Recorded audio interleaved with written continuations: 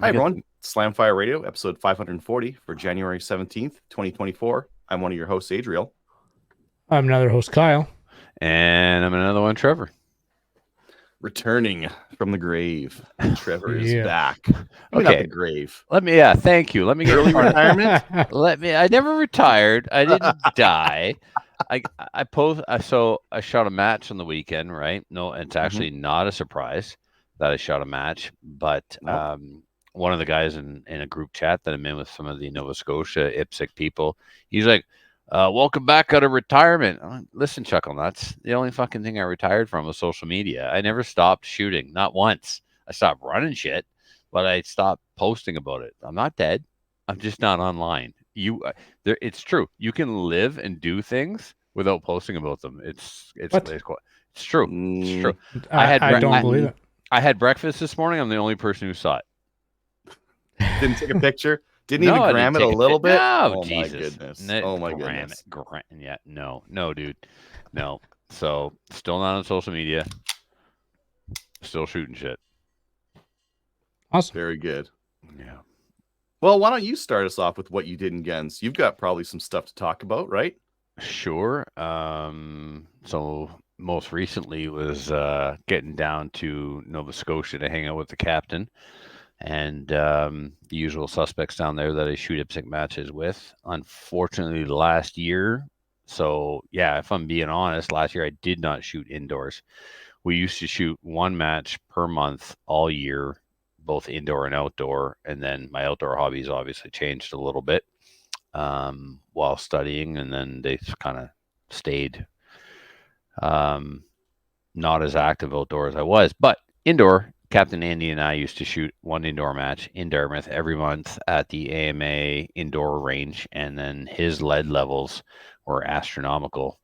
And so he took an entire year off of indoor shooting, which means I took an entire year off of indoor shooting because it's a 6-hour drive. So I usually, I make a weekend of it, right? I go down Friday night and meet Andy and Kim either at their house or at the ski hill or at somebody's dinner party. And then we get our drink on until the wee hours, spend most of the day Saturday recovering, cleaning guns while wearing pajamas. And then Sunday we get up, Casey stops in, we roll out the three of us to the indoor range, shoot the match, and then drive straight home. So if I can't make a whole weekend of it, it's kind of impractical. I'm not taking a $200 a night hotel room to shoot a level 2 match with 150 rounds, right? So if I don't got a place to stay, I don't bother because it's just too far away. Unfortunately, it's the only decent indoor match. I think to be fair, if there are any other indoor IPSC matches in Atlantic Canada, I don't know about them, and I think I would know about them. So it's a nice way to practice a different skill set and keep the rust off over the winter. So it was a little rough, not gonna lie. I went in there with zero expectations, didn't get in my way.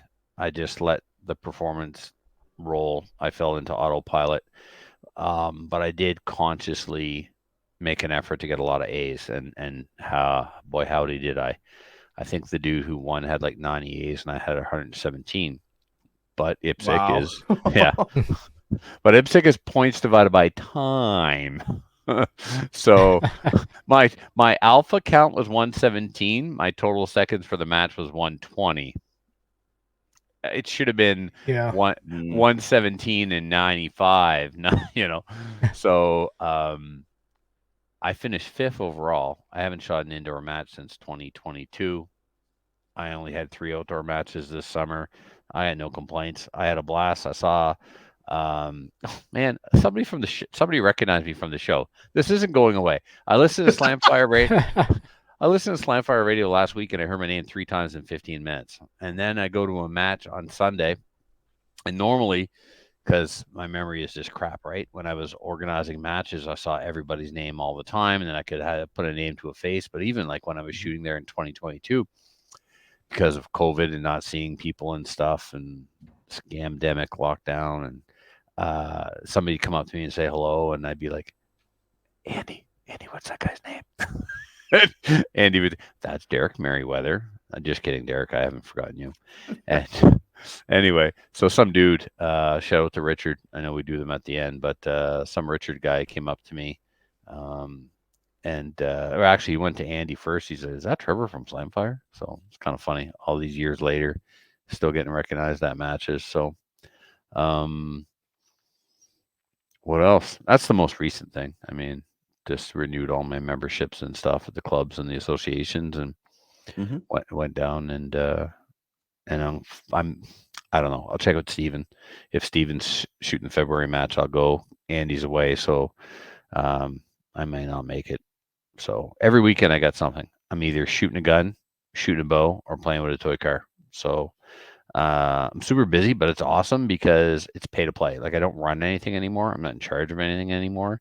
I can rage quit all I want, and I don't have to answer to anybody for it. It's outstanding. Just show up, pay my money, play my game, and then leave. It's so good, so good. Yeah, it's nice to not have to volunteer at absolutely everything. What kind of gun are you shooting at your IPSC matches? Redback or something else? Oh no, same. I kept the redback, and man, Adriel, like holy smokes, my eyes changed. Well, they must have changed again because I don't remember them ever being this bad. But they from 18 to 43 or 44, they didn't change. I'm 49 now, and my dot's still fine. But I picked up one of Andy's 1911s. I shot 1911 at a match this summer, and it was okay. I picked up Andy's 1911 in his little dry fire range, and I couldn't focus on the front, the back. They were both completely blurred out. I was like, oh shit. You better stay in love with that red dot for a lot because you're hooped. Just go straight target focus. Don't worry about focusing on those close things. Fair. You don't Screw need sights. Sorry, sights are a suggestion, like speed limits. Yeah. So anyway. Dot life now. Mandatory life. dot life. Yeah. Hashtag dot life. So, yeah. Anyway. Cool.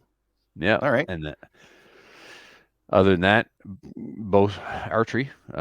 Joined the archery club, started an archery program for the kids at school because I heard that there's an archery league. So it's a very specific program designed for schools to be shot in school gyms. I was trained in the program as an instructor way back in 2009.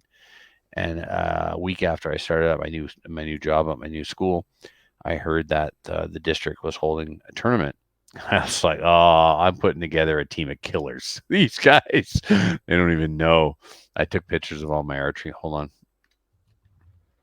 Yeah, you can see all those medals. Those are all archery medals.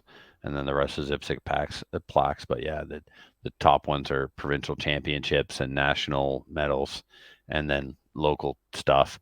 And then now, are those like first, second, or third, or does everyone get a ribbon? I was gonna say participation. Oh, that's funny. That's funny. No, the lefties haven't taken over archery. Kids, calm down. Oh, but I'm struggling. Like I'm at practice, right? I haven't shot a round of archery for score since 2008. So out of 300 on Monday, I shot a 293, and then tonight, ironically, with my 3D bow, right? So we're not going to go down that road, but a 3D bow and a target bow can and should be set up very, very differently. And I only shoot 3D tournaments now. I don't punch paper anymore. But at the club, you're punching paper. You're just keeping your form and your technique in check and stuff. And so anyway, and I'm an egomaniac, so I can't not keep score. So I shot a 293 out of a possible 300 on Monday night with my 3D arrows. So tonight I got in there and I used my target arrows, which are very different, like 45 versus 22, big fat diameter to cut the lines and stuff, right? Yeah. More forgiving, easier, blah, blah, blah. I was down 1 point. I just should have. Anyway, yeah, I thought I could squeeze out maybe 2 or 3 extra points on my score by using my actual target arrows, but did not work. So anyways, tournament on Saturday, locally. So I'll be going to that 3D tournament. So cool. Yeah. Yeah. Hey, Richard. Cool. All right. Yep. Cal, you're up. Okay. Well, Adriel and I on Thursday last week, we streamed and did some match video breakdowns. and I think it was a good time. A couple hours spent doing that. That would have been I've cool.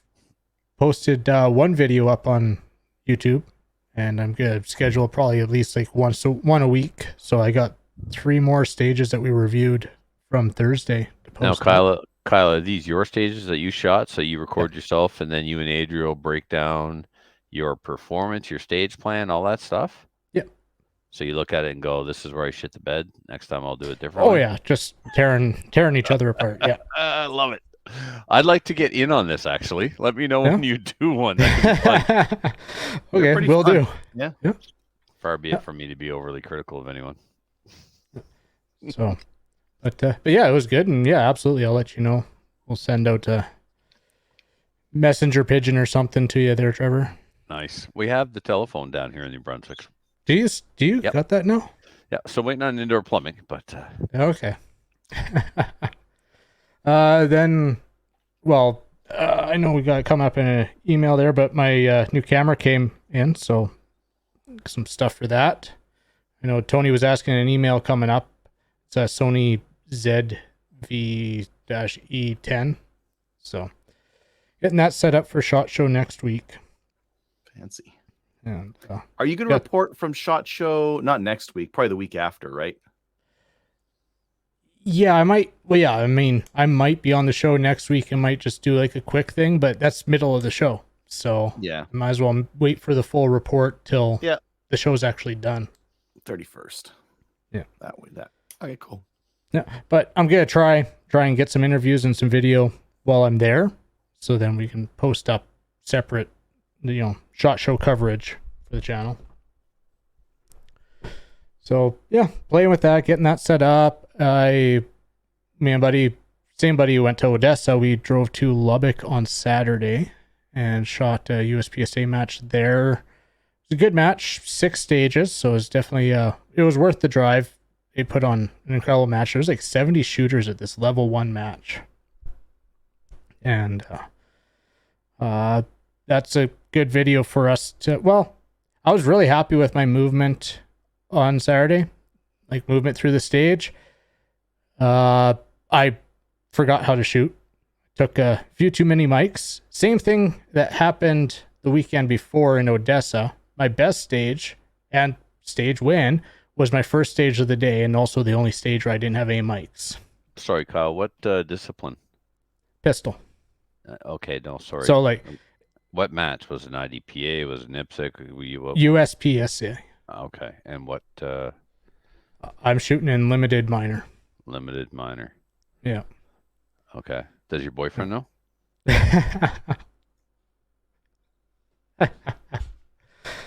Oh, I miss you, Trevor. Never heard that said before. I don't know what to do with, I don't know what to do with that. Yeah. But yeah, so we were talking before, even like on Thursday night, and when we were doing the match video with Joe Farewell about my stutter stepping. My movement was a lot better on Saturday. Actually flowed through the stages smooth. But yeah, either I'm jerking my trigger or my grip's too loose. I know on one stage especially, I had such a bad grip grabbing my gun off a barrel that yeah, but still fun match. Well, that identifies something to practice during dry fire. Exactly. All right, just put Yep. it down on the table. Now in USPSA, are you allowed to quote unquote stage the gun? Like because of gamers like me and a few others around New Brunswick and Atlantic Canada, we've really started to clean up our gun ready position, where we'll literally say, okay, stage description, you get to the part firearm ready condition. Instead of just saying loaded on barrel, we'll now write it very specifically, firearm loaded on barrel with mark visible through trigger guard. Right. So which means I can no longer like prop my gun up like that, because this gun will sit like this, right? Mm. And then I come into it like this. So if you're just listening and not watching, I'm holding the gun in the air so that the muzzle and the mag well would be laying flat on the table. Yeah. And the beaver tail is just ready for me to slam my hand in, lift it off the table. So is USPSA still kind of loosey-goosey like that? Or are they very strict like the way that we're being told? No, it lays flat on its side. It's not propped up. There's like usually they take a patch and they mark an X on it, and then you have to be able to see that through the trigger guard. So where are you guys with that? I don't know. It was a level 1 match. That wasn't Rules are rules. They're covered. not rules. Don't change based on the level. No, but So, they've. I haven't looked into it so deep to see if it said. but look at it. So flat on. right, but you won't necessarily see that in a rule book. You'll see it in the stage description put together by the match director. Yeah, they just put. I didn't see it challenged. I didn't see anyone trying to stand it up. Oh, there's no on fuckery. end. Okay, well, you got to be that guy then. You got to push the limits. you got to game the shit out of that, right? Like the time. No. Like and I would really appreciate doing that because I've done table and with my extended mag release, and it's happened. I've tried it. Yeah. Yeah. Yeah, makes getting the thumb under it. There was one stage one time, Kyle, where the stage description said, so you're supposed to be playing cards. The premise of the stage, the intent. I don't give a shit about intent. This is a game. Write it so I don't screw with you. The intent of the stage was you're sitting at a table. It's a poker game, and everyone is holding cards in their hands, right? So your gun and mag were on the table, all right? So you can see my gun. I don't have a mag, but I point to the camera at my gun. So the gun's laying flat. Magazine is right here, right? So you're supposed to be holding some cards that they put it's like a full house, and they're laminated together. And the intent is you're holding the cards like this, but it doesn't say to hold the cards like this. It doesn't even say to hold the cards in your hands. So I held the cards in my mouth, and I put my hands like this. Right. I held one hand on top of the gun and one hand on top of the mag, and the RO was weak, and he let me do it. Man, when the match director found out, he was like, Furlotte, from now on, everything that you have to hold gets rubbed on my nuts first. And of course, they wouldn't let you put it where your mag was basically already started into the mag well, so you just have to pull your hands together.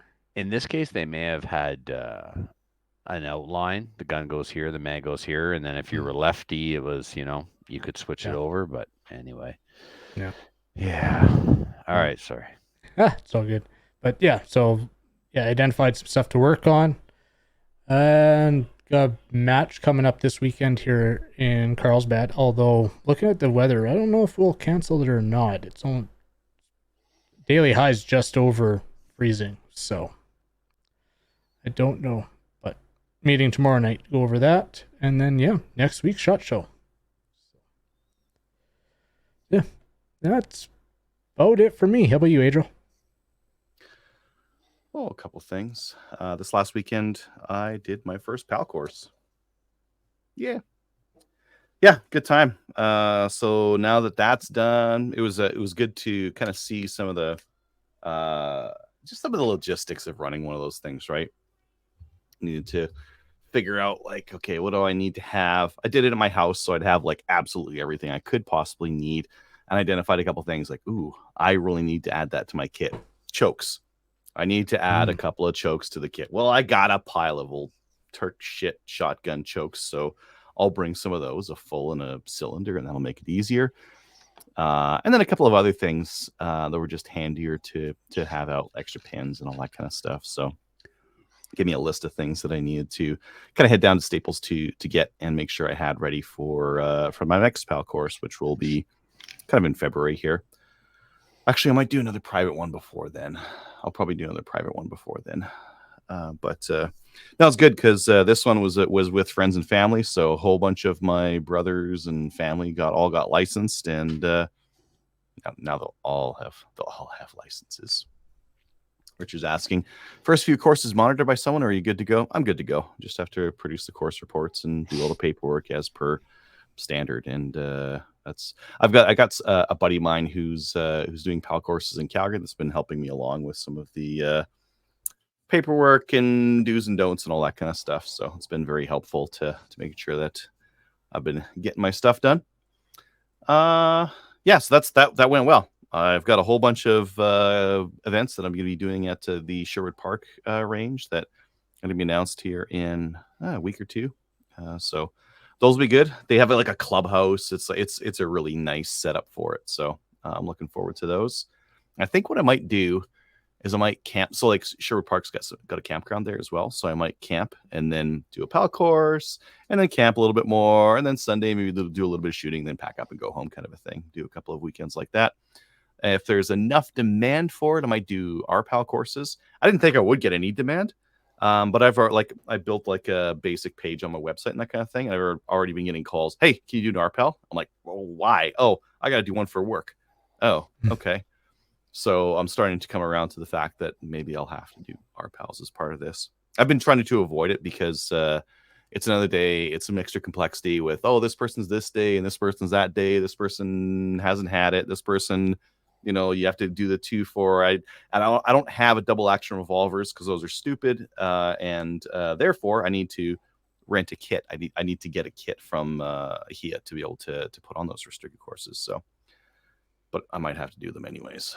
Might have to do them. Yeah, did that match breakdown video with Kyle. That was fun. And then so one of our listeners actually loaned me the lever action that I used for the course, which is a Norinco lever action. It's a bit hinky in terms of how it's used, but I'm really happy that I got to borrow it. But I sought out. I've been looking for a reasonably priced lever action, and they just don't exist. But what I did find was a Mossberg 464. And it was reasonably priced, $700. That's reasonable for a lever action these days. What's this for? The PAL course requires a lever action. Right. Well, why don't you just get an old beat up 3030 that's like made what in do you the think? 80s? What do you think those go for right now? A Win 94 or a 336? Okay, pre 64 is between 6 and 9, depending on condition. And the garbage 800 one, minimum. Garbage, complete garbage, 800 minimum. Something that's unfireable will be $500 or $600. I'm not shitting you. This is what happened to the market. Yep. Wow. So we were talking about on one of the other Jesus, one of the other days. I hope Marcel's not listening. I got to get mine back, but I still can't. I've got Frank's Marlin, but Marcel's got my dad's 3030. Anyway. The price on them went way up. So Yellowstone, maybe like the show Yellowstone, maybe that's why or maybe just like manufacturing, like they stopped manufacturing. So this rifle came out in 2008. In 2008, think about back in 2008. A bunch of budget bolt action rifles were coming onto the market. They were good. They were cheap. They're better for hunting. This is not the era of the Axis. Yeah.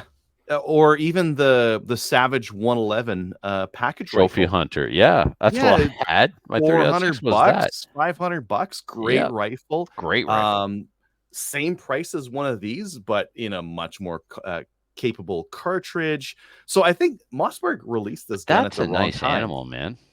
That's a nice rifle. Yeah, that's nice. It is. It's way nicer than it ought to. And so I got this because it was the cheapest lever action. Did you say it was a Mossberg? Yeah.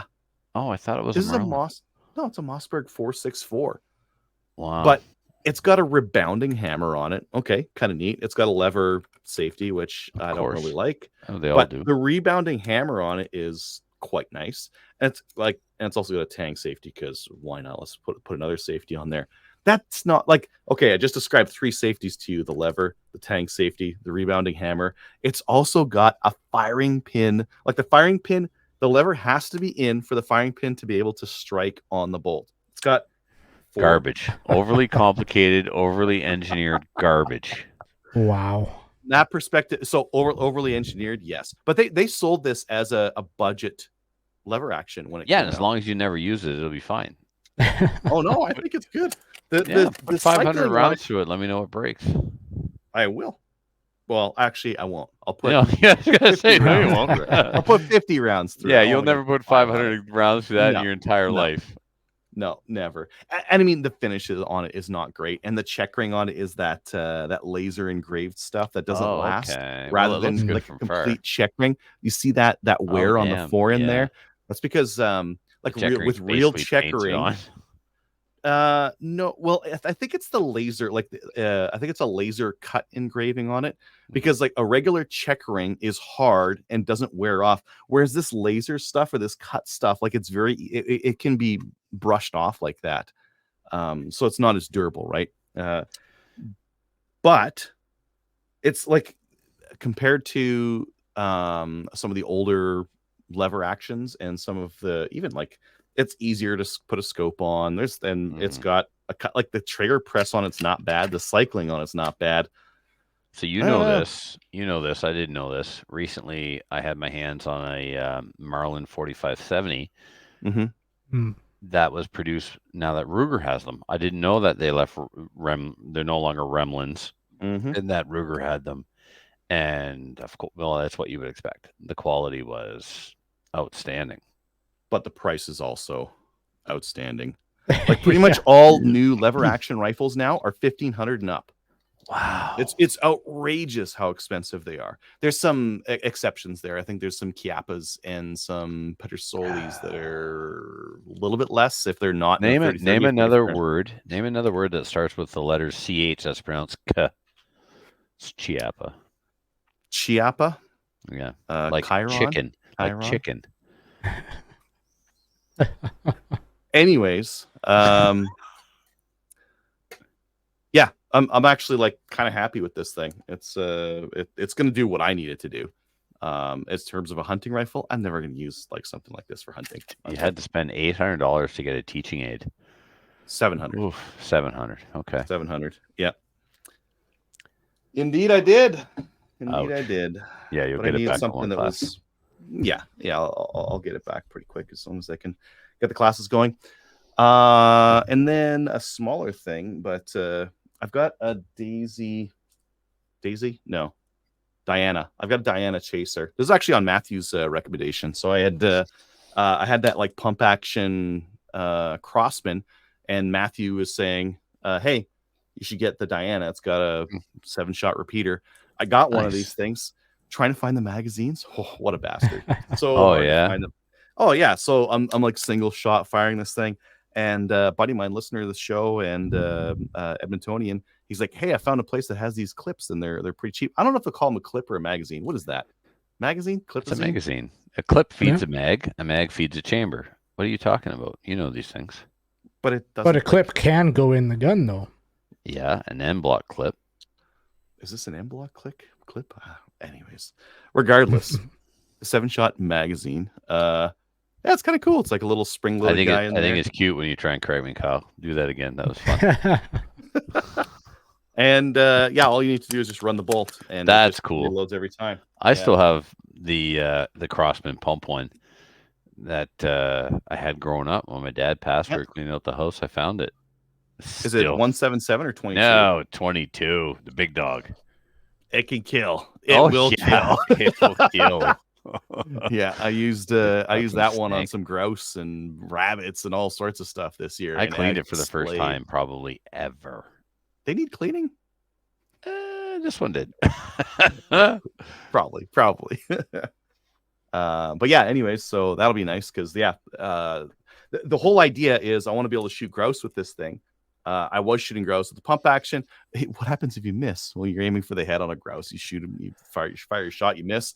Well, now click while the grouse is sitting there. Hopefully it stays still. With this one, it's just going to be like that, and I fire again, and my makeup shot. Hopefully get alpha on that one. And then a buddy of mine dropped this off for review today. This is a Savage 334. It is a Turkish rifle. This is actually the ATA Turkua. It's a 3-shot bolt action hunting rifle. I think it's kind of like a Turkish Tika. Look at this. 3-round single stack magazine. It's got a 60-degree 3-lug bolt. It reminds me of a Hawa. Wow.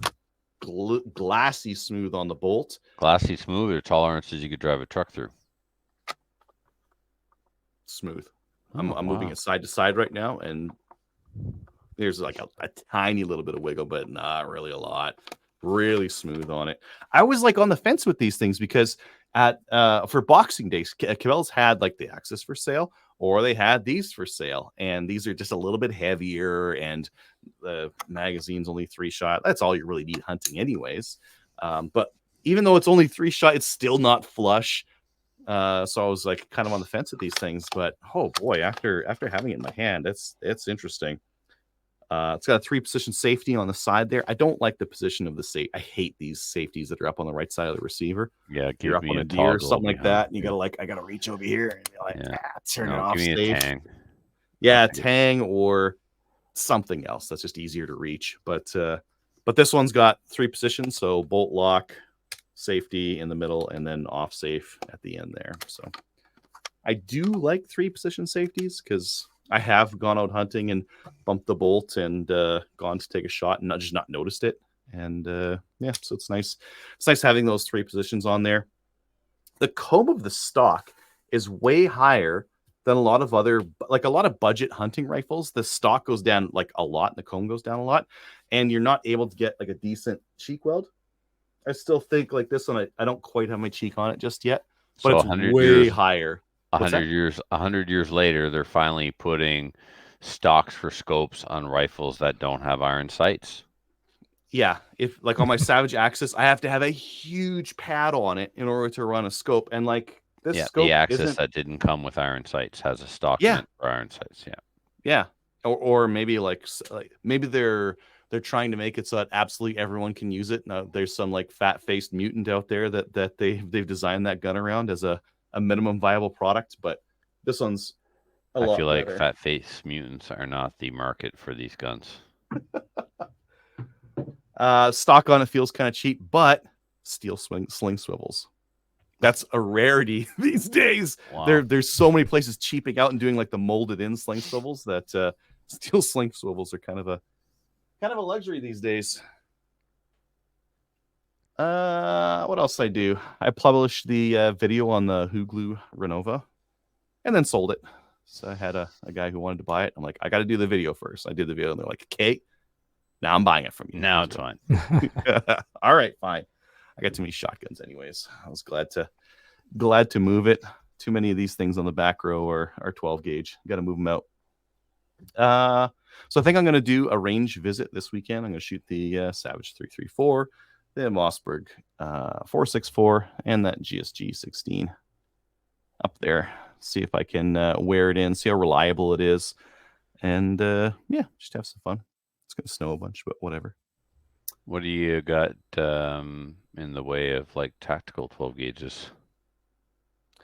Tactical as in like 3-gun tactical, or tactical as in like end of the world? Well, No, like a 3-gun. 590A1 or a... Well, nothing like No, that. okay. Right. No, I'm not really super interested. I guess I have a couple of pumps. I got some of those Turnian International like 870s, the Chinese 870s. I got a Savage 20 gauge pump, but I don't want it. I got a couple of semi-autos that I also don't need. Well, Yeah, I got to move. I'll tell you after the show. Sounds like you're interested in some shotguns. I'd be happy to sell some of them because I don't need this many shotguns. More of a one shotgun kind of a guy. I just need my A5. Yeah, I don't know why you keep saying this word need. Like need, you don't need any guns, period. Well, here I'll put it this way. So I need an open spot to put new guns over here. See all these like see the guns stacked on more guns. I need some spots available to put some more guns. Remember the formula N+1? No, I got to cycle. No? I got to move inventory. Buy and sell. Buy low, sell high. Yeah. Or just sell at the same. But now that I'm licensing people, maybe I'll sell some more. How long does it take to get a PAL these days? 2 months, 3 months, a year? If it's soon, maybe I can sell some guns. Hey? Yeah, when the licensing is done, and you bring them into the room where they can shop. It's like the guy at the DMV who does the licenses owns the Ford dealership down the street. What the hey? I will use this to my advantage. Yeah, I think give him a good deal. Yeah, that's about it for me for what I did in guns. Yeah, I'll hit the range this weekend and shoot all those things. I guess I got to go pick up some 30-30 and yeah, get some stuff ready. Upcoming events. Yeah, shit's cold, so there's not really a lot of events right now. Lower Trent Valley ORPS, January 20th. It's coming up this weekend. Anything in the news this week? I haven't seen anything. Cold. Yeah, no real news. Let's get into new gun stuff. So new gun stuff is brought to you by Bullseye North. New boomstick. Bullseye North is Canada's shooting superstore and a proud supporter of CCFR. The wide selection of guns and top trending gear for any shooter. Free shipping over $250. Some exclusions apply, and they have a flat rate of $17 under $250. Let's get over to share my screen. They have the Vortex Optics Viper rifle scope 3-9x40 with deadhold BDC for $379 right now. That looked like a pretty good deal. And then for some of the other deals that we found, Range U Sports has the Arkin Optics EP8 at $499. That's a 34 millimeter tube. Why is it only a 28 by 28? I guess that's better than a by 30? Well, that's the objective, right? Not the tube size. Yeah. So that is better because a 30 millimeter tube, you'd never be able to do a 28. No, it'd be like a 24. Like that's probably like the same as my VX6 is a 1:6 by 24 30 mil tube. Yeah. Got it. Yeah. Well, that's pretty good then. Okay. I got that for $499. That's pretty inexpensive for a low power variable optic. And then Marstar's got some of the Keltecs restocked. So if you're looking for an RDB or a KS7 or KSG or SU16 or sub 2000 or any of that kind of thing, they've got those in stock, which Keltec comes and goes in this country twice a year. So some people bring it in and it's all gone. Yep. The KS7 I see here is almost half the price of the KSG. Is the KS7 a 7-round capacity? Is that why it's a one tube? It's a one single tube instead of 2 tube. That's why it's half the price. Okay. Interesting. It's compact, like in terms of overall length, 26.1 inches. That is. Yep. But it doesn't have a collapsible stock either, so it could be shorter if they want it to be. But like I went through this trying to build my 300 Blackout like minigun. 26 is the legal limit for like something that's got a collapsing stock, but you don't really want to go shorter than that anyways. It makes the length of pull and everything else just ridiculous on them. Are any of these any good yet? Are they all still POSs? I thought the KSGs were fine. I had a KSG. I mean, the UTAS was a piece of shit. I had one of the first 50 KSGs that came to Canada, and it's not necessarily that it wouldn't run. It was just a cheap feeling, plasticky. The manual of arms was dumb. Reloading was slow. I mean, no change there. It's I don't think the reloading's ever going to get faster with these. No. Now, what about like the SU16? There was broken receivers on those for a while because it's all plastic clamshell. They feel like toys. I've heard that the breaking receivers issue is resolved. I am not willing to put $1,000 into one of these things to find that out. They don't feel like they would be able to take a lot of rounds. All right. I was a huge Keltec fan in the beginning when I was young, dumb, and naive. Like I had the sub 2000, the SU16, all tacti cooled. I had all the cool stuff on it, and I had the KSG. And eventually I got rid of all of them. They were all, I got rid of the KSG because it wasn't practical to use in competition. Yeah. We started to get better non-plastic guns in Canada, so I dumped the SU16. And while shooting the sub 2000 one day, the feed ramp, which was just a piece of molded plastic, clipped onto a piece of steel tube, like fell out the mag well when I did a mag change, just cracked in half, like. So anyway, good times. I think those are like the sub 2000s are better. I would if I had to shoot PCC, I wouldn't mind shooting a sub 2000. I don't mind the reload and the grip. And I've seen a couple of guys that run those at 3 guns, so they're running like fairly high like round shot counts through them. They're fine.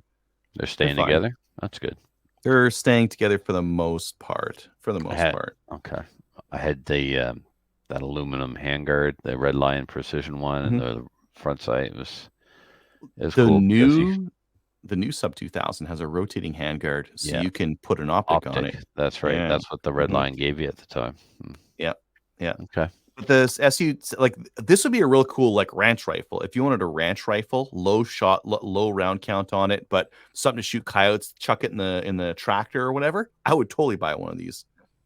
They're so light. They're so lightweight. Look at this, 5.4 pounds. Try to build an AR that's that weight. That's hard. Is the Mini 14 gone? Yeah, Mini 14's gone. But that would be one of the lightest semi-automatic 223s you can buy. This is why I'm upset. The Mini 14's gone. This isn't. This folding 223 rifle. No, this one doesn't fold anymore. Oh, the sub two, No. the SU-16 no longer folds. You're thinking of the previous. This is the FE version. This one's got like the tube and all this other crap on it. This one doesn't fold. Oh well, maybe that's why it doesn't break. That's the other one. Do they have the other one for sale here? I don't even see it. Nope. No, I don't see it. No. That's Okay. the RDB. Yeah. The RDBs are okay, but they got a firing pin problem. The firing pins like wear and break on them. Anywho, Yeah. All right. that was a good dive into some what's going on with Keltec. Turnian listed some of the new guns they're bringing in, and they look kind of interesting. I don't know if they're actually getting this is like, are they going to get in before the lock, before like the no new semi-autos are going to get approved? They're trying to get this TO7 in. Submachine gun looks pretty cool. 9mm. I wonder if those are going to get in or not. And then they have the EM124. It's a straight pull shotgun. It's looking pretty wild. It's pretty interesting. I don't know if I'd buy one, but it looks way different than anything else on the market. And yeah, those look kind of neat. And then Prophet River has they announced that they were bringing in some Winchester Model 70s and Model 1885 low walls. I was kind of curious, like, where are these even being made? Because Winchester's not a company anymore, right? Just a brand that sells other people's stuff or has other shops make their stuff. So I looked up both of these. The Winchester Model 70s, they were being made in the U.S. and then they might have been made in Japan. Now they're being assembled, at least in Portugal, but still like a high quality rifle. And then those Model 1885 low walls are coming in from Japan. Mitsuki, something or other. That's the name of the manufacturer on those. This Interesting, is funny. anyways. I clicked on the link, which brought me into Canadian Gun Nuts. Yep.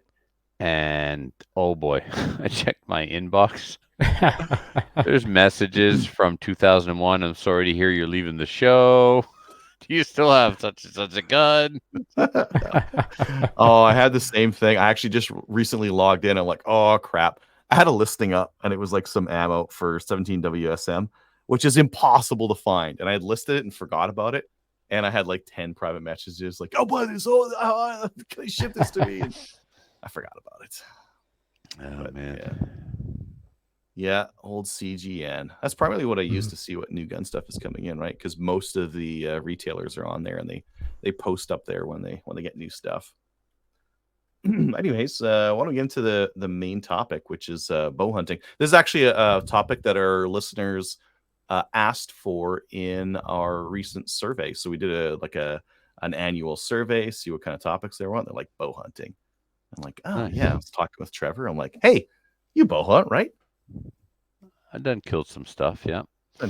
I killed a thing with my bow. No, well, like some small game, one deer, and then that's it. And I'm like, I'm not enough of an expert. Like, yeah, I've gone hunting. I shot a deer one time, but I wouldn't consider myself I wouldn't do justice to the topic like you potentially would, right? Because well, I mean, I was certainly much more of a competition archer and archery coach, but I was had some success in bow hunting as well. So there's things that I can bring to the topic of bow hunting that I think is often overlooked.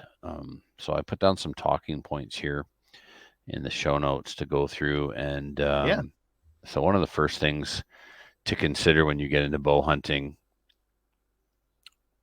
where I'm going to focus my talk here tonight on a bow and arrow, not a crossbow. Now that said, archery tackle includes crossbows. And if you want to benefit from a early season, perhaps, because the legislation surrounding archery seasons varies from province to province. Some provinces, for a longest time, wouldn't allow crossbows, for example.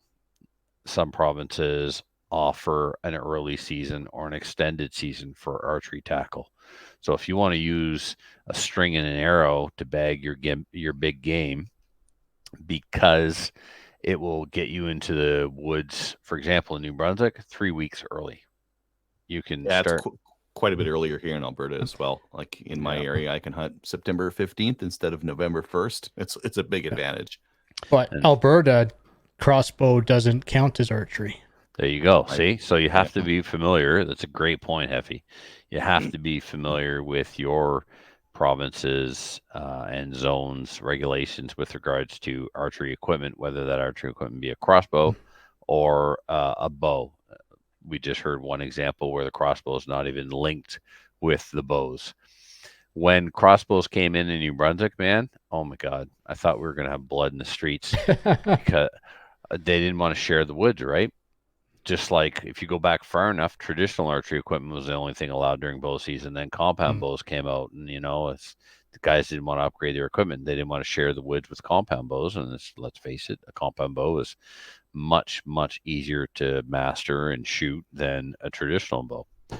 But that being said, if you want to shoot a bow and arrow at an animal and you do not have time to or access to a coach, then I don't think you should do it, because it is very easy to wound an animal with an arrow. An arrow is incredibly lethal, but only when it's done correctly and placed in the vitals. It's not a bullet. You can't shoot an arrow into an animal's shoulder. You are supposed to shoot broadside or quartering away. You have to take a hunter education course to learn about the importance of shot angles. And then you got to be able to shoot. I have a serious pet peeve when I'm at the archery club and I hear somebody say, well, that's good enough for me. I'm just a bow hunter. Look, I get it. Your margin of error on a moose is far greater than what I have when I'm trying to shoot an arrow into a spot the size of a dime from 18 meters away.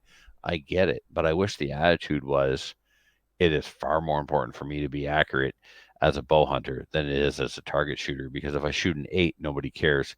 If I stick an arrow into the skull of a deer and the deer walks into somebody's lawn and pictures end up all over social media, you make every bow hunter around the world look bad.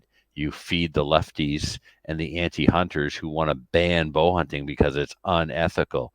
Bow hunting is ethical, but unfortunately they're idiots. They're idiots with guns and they're idiots with bows. And idiots should be banned, not hunting, not bow hunting. So I cannot stress enough, if you wanted to get into bow hunting, you need to get yourself a coach. Archery equipment is not one size fits all. If you want to get into bow hunting, it's important to understand that the bow needs to be adjusted to fit your body, your draw length, your length of pull, if you will. Call it draw length in archery. And you don't sacrifice your form and your technique to fit the bow. You bring the bow to someone who's qualified to make the bow fit you so you can use proper form and technique. Okay. Hey, Trevor, can I tell a horror story? Oh, yeah, of course, man. My first bow I bought at a garage sale for $5. Oh, you're Hell of a right. deal, Horror right? story. Hell Horror of a story. deal. Hell of a Yeah. deal. So I went Yeah. to Cabela's to get some parts for it. Start getting some parts for it. And the guy's like, okay, well, pull it up and show me, let's at least make sure it's like long enough for you. Pull it up. He's like, you're left-handed? I'm like, no, I'm right-handed. He's like, okay, but like do this and then like pull it on left eye dominant. He's like, this isn't gonna work.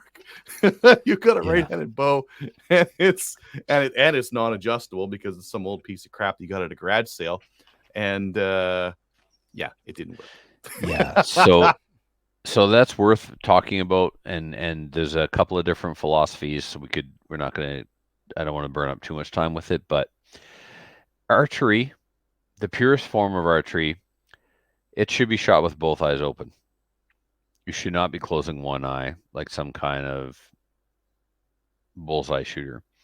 Even though you're shooting with a peep sight in the string and a sight hanging off the bow's riser, you should be shooting with both eyes open. Now, the only way you can shoot with both eyes open is if your dominant eye and your dominant hand match. So when I start off a new archer now, I determine what their dominant eye is, and I push them towards that. So let's say they're a right-handed person. That would mean they would pull the string with their right hand, hold the riser with their left hand. So if they happen to be left eye dominant, then I have them pull the bow string with their left hand and hold the riser with their right hand. And ideally, that will get them started. If they're brand new to archery, they have not developed any bad habits or had any other coaching, it won't be awkward and hard to relearn or change bad habits, right? Some people can do it, some people can't. I started an archery program this year, and I had one student who was right-handed and left eye dominant. There was just no way. Couldn't do it. I'm right-handed. I just learned left. I just went straight to learning left, and it was fine. Because I didn't have any habits built up. Exactly, and I would say that the predominant attitude or belief among coaches is to do it the way that you did it, Adriel, for sure. When I shoot my traditional bow, my struggle stick, a stick and a string, even though I'm cross-eye dominant, I shoot with both eyes open, and I put the bow in my left hand and the string in my right hand, and I've just been able to adapt and make it work. Am I ever going to be a world champion traditional archer? No, but I'm also never going to hunt with traditional archery, so I don't mind. I'll go to a 3D tournament. I've done it once or twice. Shooting paper target, same thing. Both eyes open. There's nothing to line up and get messed up with, like a front sight and a rear sight. And it's like throwing a baseball. You don't look at the baseball. You look at the catcher and you throw to the catcher. Well, you look at your target. It's target focus, really, with traditional archery. Both eyes open, right? Yeah. So there's one guy who is cross-eye dominant, and he leans his head over the string in the strangest way. It's almost like you take a kid at a kids program and you put them on the bench with a 22 rifle. Most instructors don't even ask. They're 6, 7, 8 years old. Put the kid on the bench, put the butt of the stock against their right shoulder, and next thing you know, they see their left head. They see their head creeping over the stock. They don't even know what's happening because they don't have any coaching experience and they don't understand eye dominance. They're just a line officer, and they don't get why the kid is putting their head over the kid knows. The kid instinctively is trying to look down those sights with their left eye, and that's why they're creeping their head over the rifle in this unusual way. Picture that with a bow. We got a guy here in New Brunswick who is cross-eye dominant. He's right-handed, left-eye dominant, and he gets his head twisted over the string in the most peculiar way so he can look through its peep sight with the left eye. So, and it works for him. He's an accomplished shooter, so you don't step up and tell him he's doing it wrong. He shoots better than you. Go away. So get a coach, get the bow fitted to you, and then practice. Because archery skill is a perishable skill. It's like anything else. When you develop muscle memory and technique and form, when you go away for it for too long, you have to your accuracy drops off. And I put in, I don't know, I can't tell you how many hours and how many arrows, but 8 years I took off before I went to practice on Monday, and it hurt. It hurt my ego and it hurt my back. So, but because I'm an egomaniac, I can't help it. I will say I still shot better than anybody that was there. But I'm on the line, and I have to I can't help it. I see somebody who's struggling, and I want to help them. They didn't ask for help, so mind your business. But what I really have a hard time with is hearing the wrong advice. People who are shooting like crap and doing it wrong and then trying to help other people and making them worse. And it's just like, all right, I got to go. The blind leading the blind. Oh, Yeah. man. So I spent half my practice night thinking about, am I going to offer a clinic? Because I've done clinics here before. I don't want to be that guy anymore. Anyway. Okay. So And if you can't do all of those things, get a crossbow. And if you can use a crossbow in your area and you don't have time for coaching, or you're no good with the bow or whatever, if you can shoot a BB gun, you can shoot a crossbow, and it'll be just as rewarding for sure. So, okay, we talked about that. So now, most bow hunting occurs in the following locations: tree stand, Mhm. ground blind, or the less popular, for what I believe should be obvious reasons, spot and stock. Spot and stock hunting with a bow is really impractical because oftentimes, to get within bow range, they will have winded you. You will have spooked them with your sound, and they just would walk away anyway. Yeah. So it's very. Is it done? Yeah, it's done all the time, but it's done by incredibly serious, dedicated, borderline professional hunters, and it's a specific kind of game, right? Walking through the bush with a stick and a string to try and get a grouse or a snowshoe hare or a jackrabbit, maybe, right? But it's a lot harder to sneak up even on a stupid mule deer or a whitetail, a black bear, maybe. Just of the three, it's the most difficult. The reason why ground blinds and tree stands are so popular among bow hunters is because of the question of range. You need to be on a game trail. You need to, or have the a game come to you, Mhm. and come to you within a close, reasonable distance. I can shoot a deer standing still, comfortable, 60 yards, um, but it's not. There's a lot of risk in that. A deer that's bedded, even better. But ideally, like, my comfort zone would be inside of 40 all day. But realistically, almost every animal taken out of a tree stand in North America is taken inside of 20. Well, and it's not just the distance there. It's also you have to move. So if I move a rifle, my rifle might be sitting on my lap. I cock the hammer or put the safety off, and I raise it up and I fire. It's actually very little movement.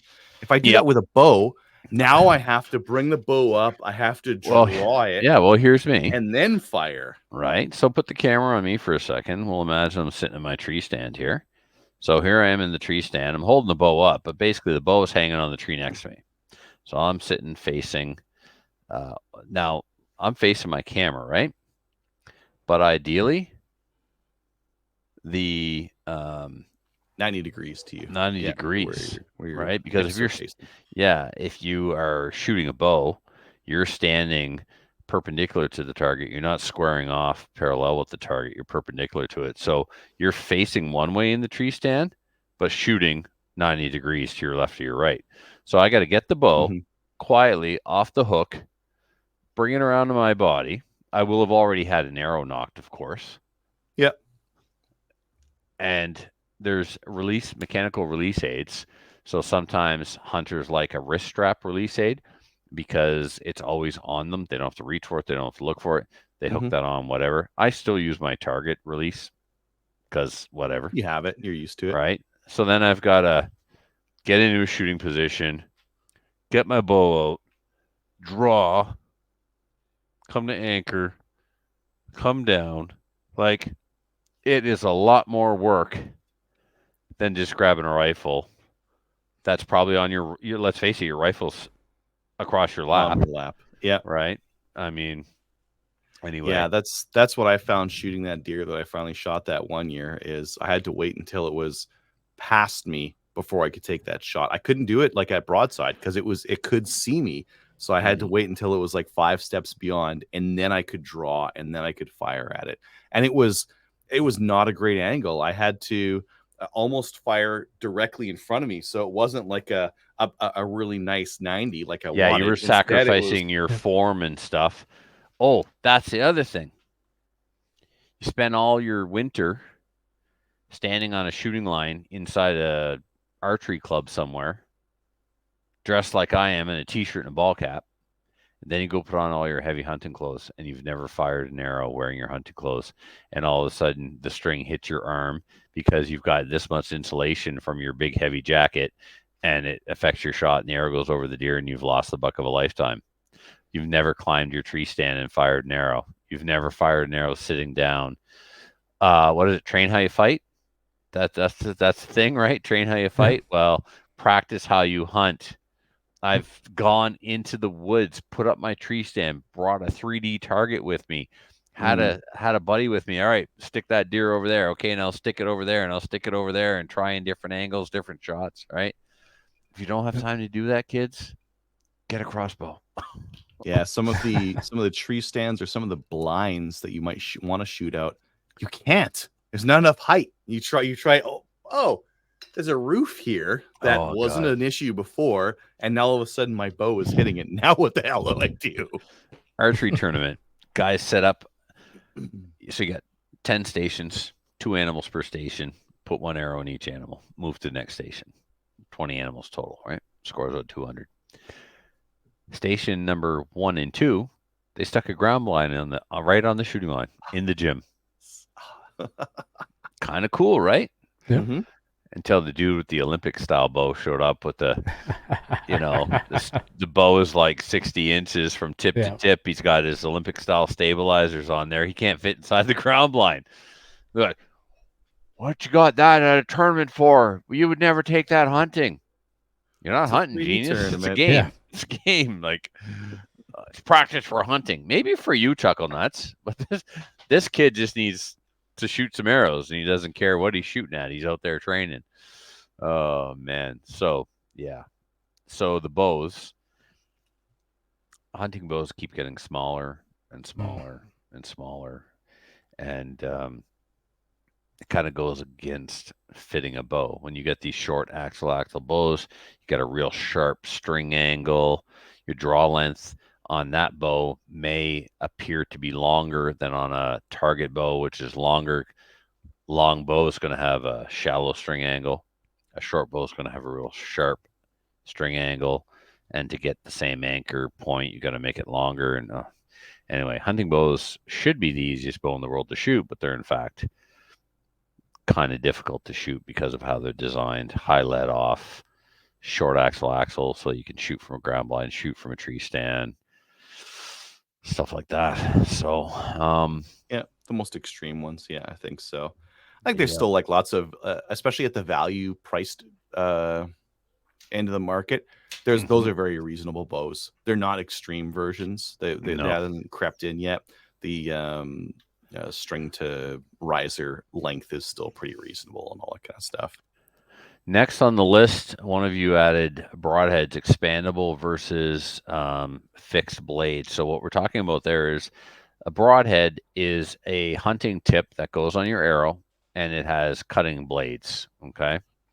And they can either be like this one, which is mechanical, and these are quite old now, but when I got them, they were the Cadillac of mechanical broadheads. When they open, you might even say they were all the rage. Ah, you got it. Yeah, that's great. Yeah, rage in the cage. I killed a black bear with one of these rage broadheads, and when I got there, the lungs were sticking out the exit hole. The lungs were on the outside of the bear. That's how big of a hole it made. It's crazy. When the blades are deployed, it's a full 2-inch length hole. So, old school broadheads, the blades were, and I'm going to try and describe this as I do it. The blades were pointed towards the end of the arrow, and on impact, they would flip over and fold towards the back of the arrow or the veins. The problem with that is twofold. One, it takes a lot of kinetic energy out of the impact of the arrow to deploy the blades. Two, unless it was a square broadside shot, they could deflect off of the side of the animal, not deploy correctly, only half deploy, and just not be as lethal as we would want. So when this quote unquote slip cam design came out by Rage, they didn't fold from the front of the tip to the back. The blade's orientation didn't change. It simply, the cutting edge slipped slip cam from the front of the tip to the back and would be fully deployed before entering. By the time the back of the point entered the animal, the blades were fully deployed. And that's why you got that gaping 2-inch entry hole. They offered a 2-blade version and a 3-blade version.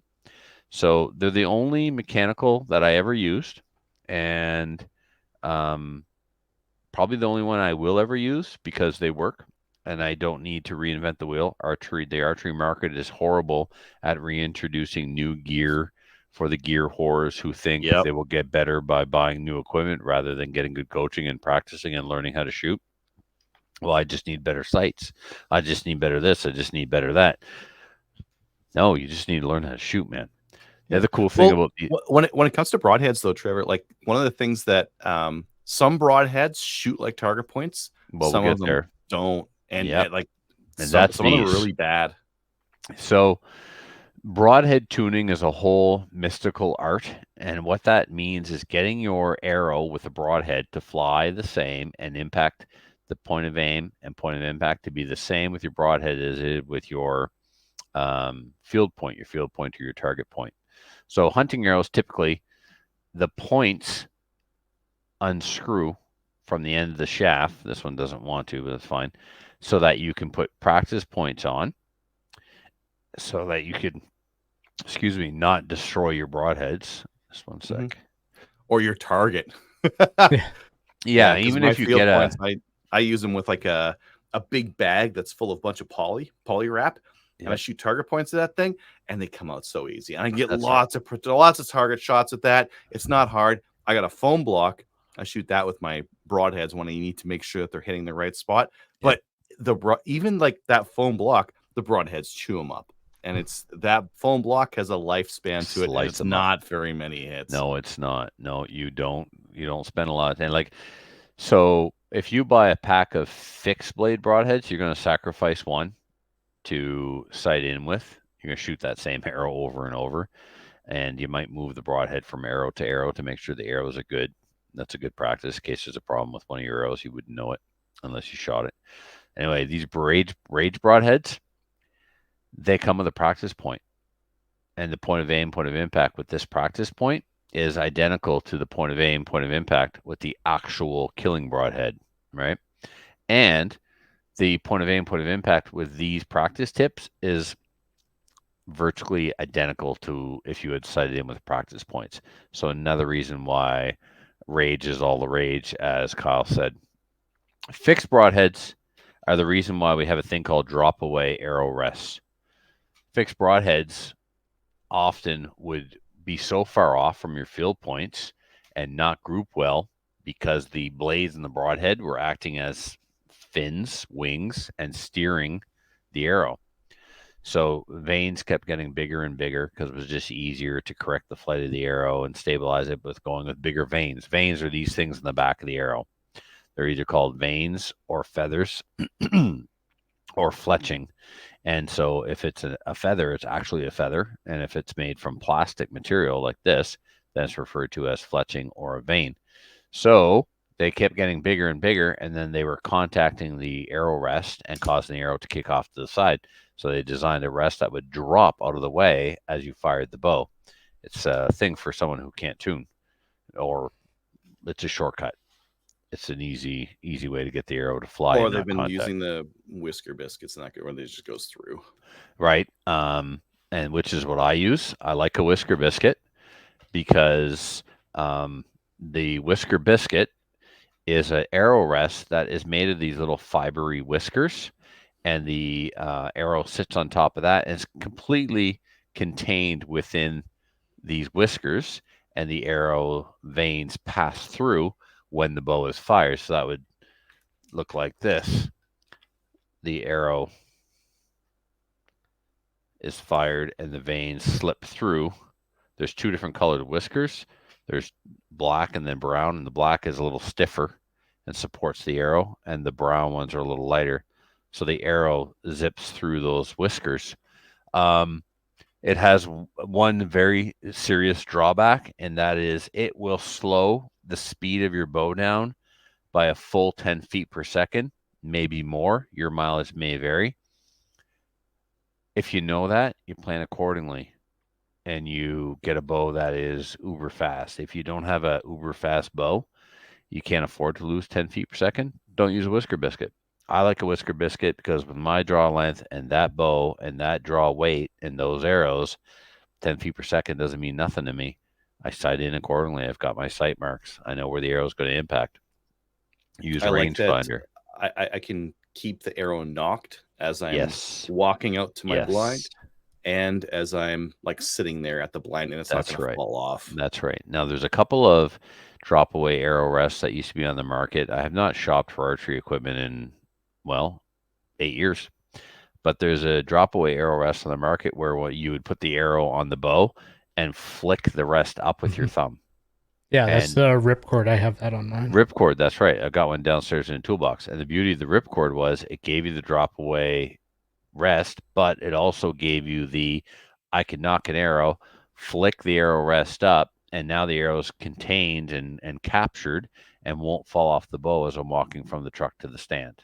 So it's the best of both worlds. It's a drop away to aid with tuning, and it'll hold the arrow while you're walking through the woods if you like to walk around with a knocked arrow, just in case you happen to see something that you can get a shot on.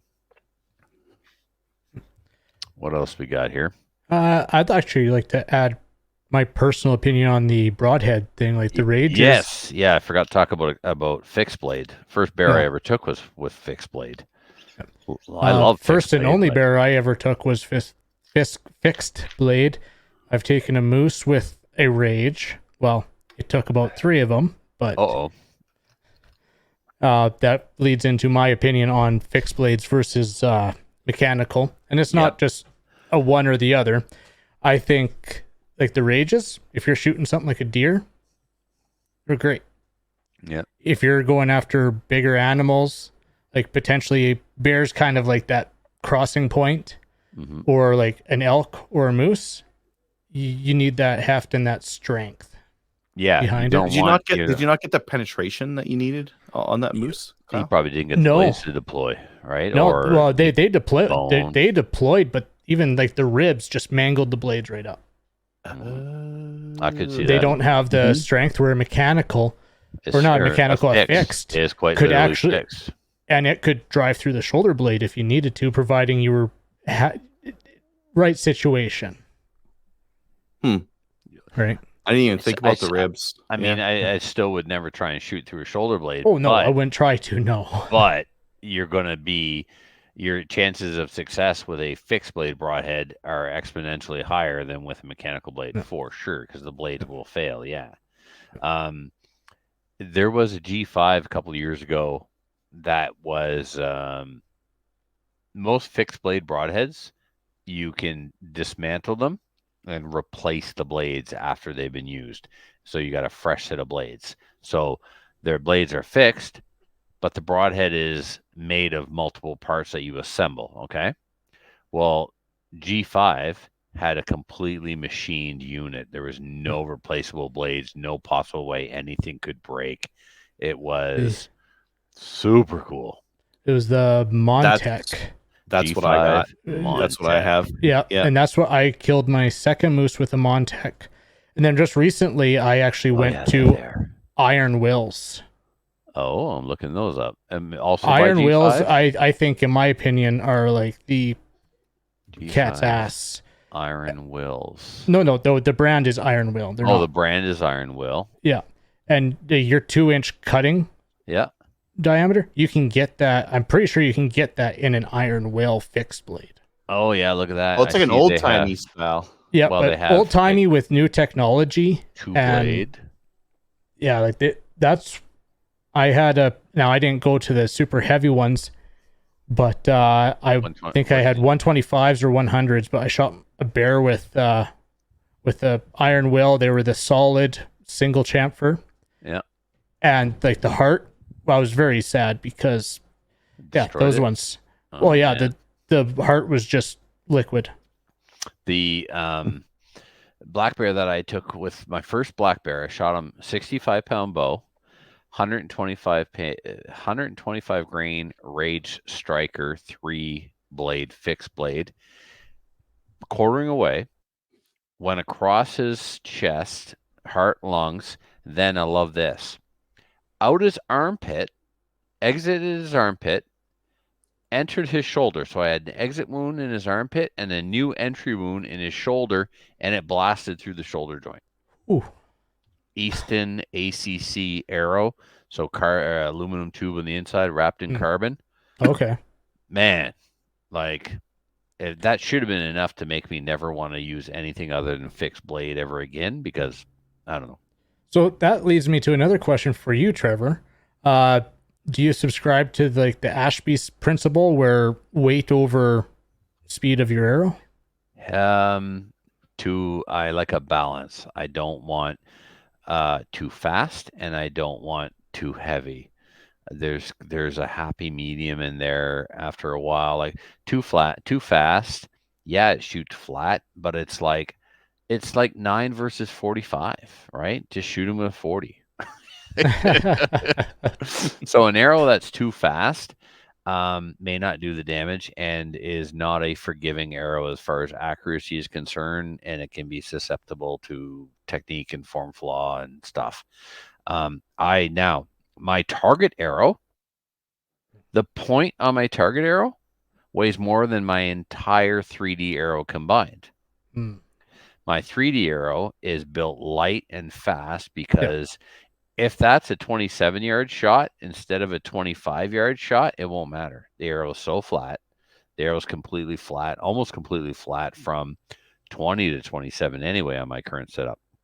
My target arrow, nothing's moving. I got to hit a dime 60 times in a row at 20 yards, right? Yeah. Hunting, if the arrow's too heavy and I misjudge the distance, then it can affect me. But let's say I own a feed lot or a feed plot, and I know I'm never going to shoot anything past 22 yards. Well, then it doesn't matter how heavy the arrow is. I'm always going to be sighted in for that amount of drop, etc., right? But I'll always tend to go heavier than lighter for sure, but I don't go to either extreme. Okay. Yeah. I was just curious. Like my hunting arrows, I think right now they're just over 500 grains total. I was aiming to actually get over 6 at one point, but there's a grains per pound sweet spot. Like this particular shaft here, the grains per pound on this is 10.2 grains per inch, grains per pound. What am I even saying? These are old school full metal jackets, and they're 10.2. So I don't know. I don't know if I would need anything ever. And I'm running 100 up front. So, but these are too short. I got them from somebody else when I bought a bow. And Trevor, what about pounds pull? So I ran 60 on mine. I went through and through on my deer. Do you want more? Like, do you want to go for the full 70 or 60 fine? Or so back in the day when bows were not efficient because cam limb designs, you needed I'll try it this way. Let me try it this way. A 60-pound bow today shoots as fast as a 70-pound bow did in the 80s. So we used to have we used to have to shoot heavier weights to get, heavy arrows to get good penetration because the bows were not efficient. So now a 60-pound bow today is as fast as a 70-pound bow was in the 80s.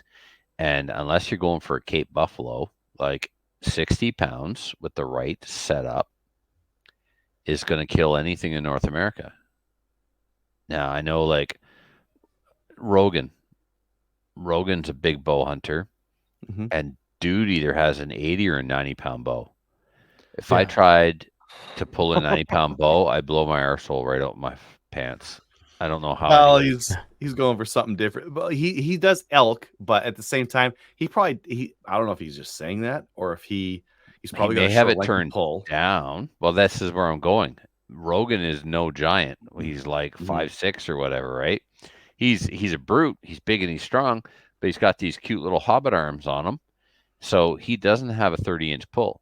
If you have a 30-inch pull, if your draw length is 30 inches, that's a hell of a lot of energy Mhm. launching that shaft, and that's also a 31-inch, 32-inch arrow. You're buying full length arrows and not cutting them. You're just putting in an insert, a point, and fletching them. Well, that's So a really interesting point with the speed versus draw length. yeah, the longer the draw length, Yep. the longer the arrow is going to be sent down range, especially if you're into Getting the acceleration. Yeah, if you're an Olympic style archer and you don't have a minimum 29.5-inch draw length, you are always going to struggle outdoors. Yeah. The boys used to have to launch arrows 90 meters with a stick and a string. So if you weren't, a 30-inch draw shooting 50 to 55 pounds and there's no let off, you're holding 55 pounds and pulling it through a clicker like a boss, right? Yeah. If you're a compound archer, you're a shooter. If you're an Olympic archer, you're an athlete. Yeah. That's something to consider for the poundage too. Like I know I'm shooting 70 and I want to get an 80, but I also shooting probably like a 27-inch draw length. Yeah, but how much practice are you going to get in with an 80-pound bow? Like you can't pull that all day. No, you can't. So why do you want an 80-pound bow? Well, maybe not actually. When I was shooting moose, because I had some bad experience and equipment part of it, Yeah, as well. You can kill a moose with a 45-pound longbow. Yes, I know you can. Yeah.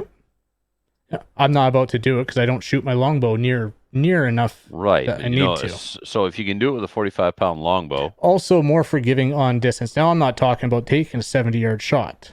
Yeah. But when you're at that 40, 50 yards, 55 pounds, I don't even know if I want to take that shot. I would shoot a moose at 60 yards with a 60-pound bow and not think twice at all. Yeah. And As I'm long as only you know the drop and you got it on the pins and you can judge that distance, no problem. Oh, that aside. Mhm. That aside, let's assume I Yeah. can make that shot all day. The only variables that I'm concerned about is will 60 pounds be enough to take a moose at 60 yards? Oh. With today's equipment, yeah. With my bow 7 years ago, through and through on a deer. Yeah, you're a big lad. You must have a 30-inch draw. Yeah, 30-inch, but like with just 60 pounds. I don't Yeah. have a 70-pound bow. I just have 60. No, you and don't it need one, but cruises through the deer. oh god, It didn't catch up and everything, just right through. yeah. And the deer's like, "Ooh, what was that?" And then he's like, "Oh, I feel dizzy. I bled." No, that would have been cool though. But no, it No? ran for a little bit, and so I waited, let Yeah. it bleed out, let it because with a rifle, God, like if I shoot something hard, I shot a deer this year at 300 meters, lazed, heart and lungs. I'm like, I could walk up. By the time I get to that deer, it's gonna be dead. But with the bow, No, let him I wait. shoot it. Yeah, Yeah, wait it I out. Yeah. waited that thing out. Yeah. But like that was a bit of a problem because like when you hunt in bow season in Alberta, September 15th, it's warm. The problem with hunting in that temperature, normally if I hunt in November, shoot the deer, it's gonna start freezing as soon as I start shooting, as soon as it's on the ground, right? I got it, and oh yeah, it's fine. There's gonna be no meat spoilage. In September, totally different ball game. Now I gotta think about like cooling. Do I gotta bring ice and all this other like? And this is like easy hunting. If I was like if I was hunting in the mountains, I'd need to be bringing bags, coolers with ice in them. Places in Cape Breton Oh. where moose hunting, you're only allowed to walk in. That would involve like a whole other bit of logistics. Now I'm going to be bringing like a cart with wheels or something, like something to pull that thing out of there and chests with ice, and I'm probably going to need to quarter it. What are your rules around there for like around Alberta? If you shoot, I think it actually varies on the animal. It's changed several times. Within like black bear right now, they can show up anytime. You used to have to present the entire carcass. So whether or not the hide was off, as long as you had the hide with the carcass, you were good. Now I think you register your bear online. You don't even got to go bother DNR about it. The other ones, the moose has to be complete. They pull a tooth. They used to take a tooth off the bear now. Oh, really? Yeah. Well, I'm talking more like, what do you have to have on that animal while you're in transport for it to be legally in transport? Because in Alberta, you need to have proof of sex and proof Mhm. of species on Mhm. that carcass. Mhm. And I'm thinking, like, boy, if I had to cart a whole ass moose somewhere with a bow, I would Yeah, well, probably want to and chop that thing up. moose in New Brunswick is you take whatever one you want.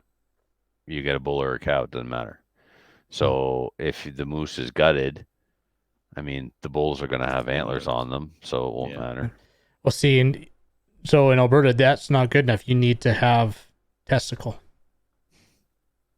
The antlers, you could have the head sitting there. No, Mhm. you need a testicle. Yeah, I saw a hunting show one time where when they gutted the animal, they made sure that they kept the package attached to the hide somehow. Mhm. Yeah. Yeah, Do a little interesting. cutout. Yeah. Leave proof. So, Hefe, what else you got with the bow? You got how many animals? I've gotten the 3, the 2 moose and a bear. Nice. Growing up, you're talking about earlier the positional shooting. So I grew up longbow hunting, traditional.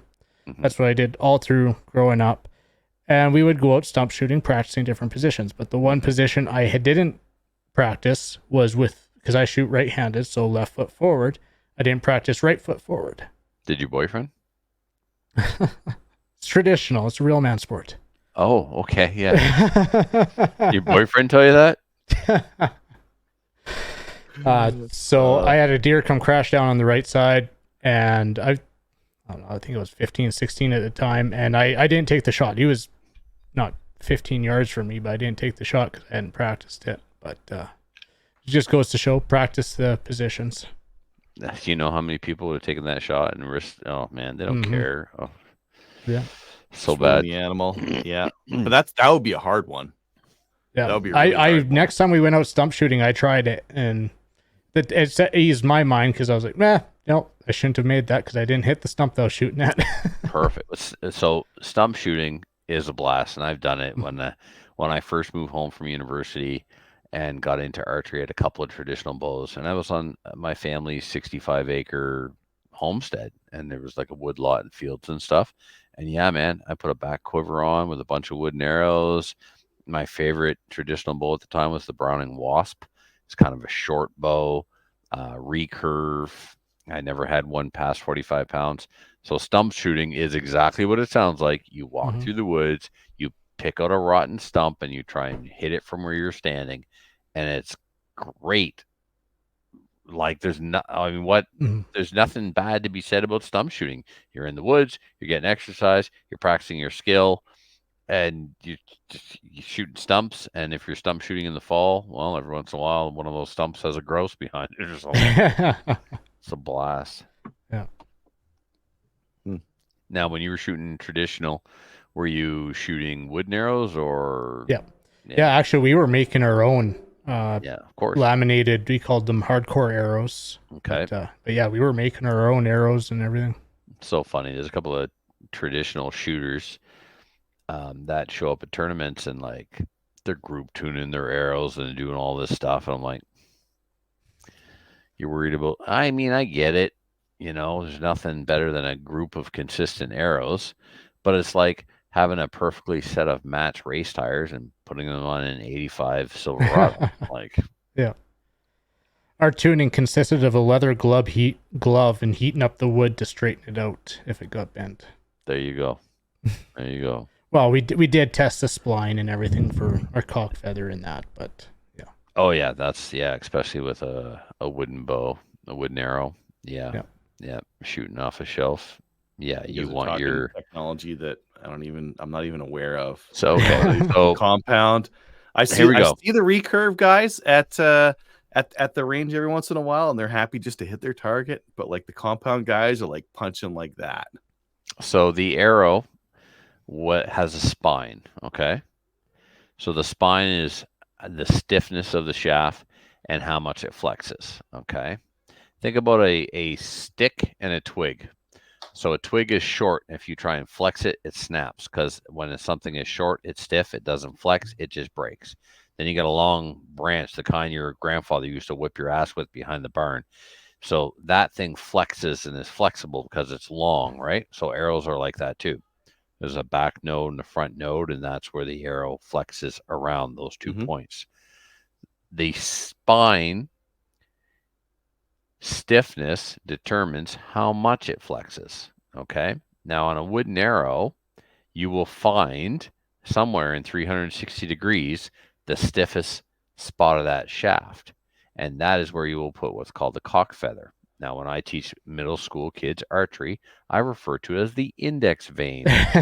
Because for obvious reasons. Right, regardless of the context, when you say cock to a room full of middle school kids, it takes 20 minutes for the laughter to stop. And somebody inevitably yells sucker under their breath.